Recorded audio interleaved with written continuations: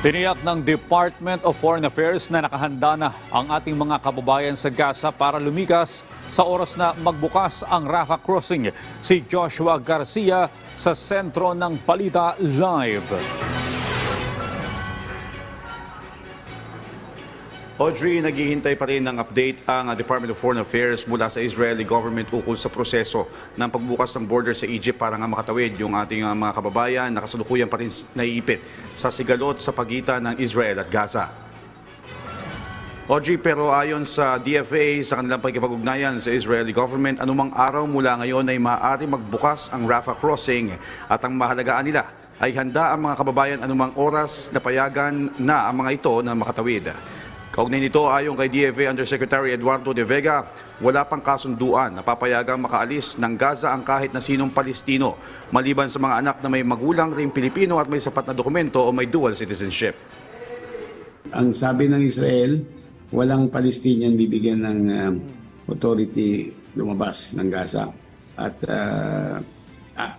ilang ayaw rin ng Hamas, yung mga opisyalis or in charge ng Gaza, na may lumabas sa Palestinian. Similar po to sa Ukraine situation.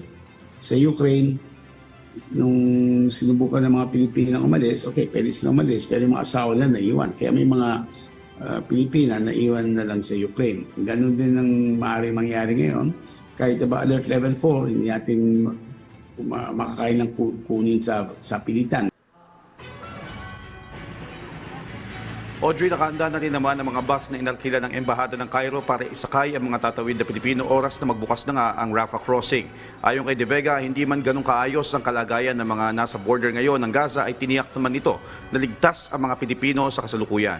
Audrey, hindi rin na kinumpirma ng DFA ang 3 pang Pilipino na napabalitang dilakip at umaasa sila na nawawala lamang ang mga ito habang inaayos pa rin ang pag-uwi ng mga labi ng 2 sa 3 mga Pilipino na nasawi kung saan makakatanggap din ito ng ayuda hindi lamang mula sa Pilipinas kundi maging mula sa Israeli government. Audrey? Okay, siniguro ba ng DFA na walang panganib o banta ng panganib sa ating mga kababayan doon sa kanilang sakaling tumawid na sila ng Gaza?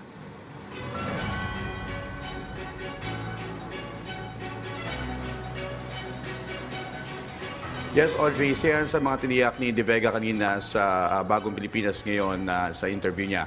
At nabanggit niya na ligtas naman ang mga Pilipino na nasa border ngayon. Nasa 78 Filipinos na nasa border ngayon na nanatili doon.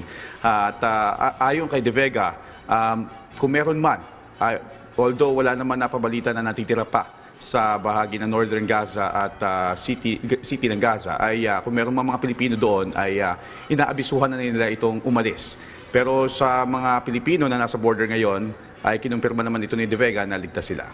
Audrey? Maraming salamat, Joshua Garcia.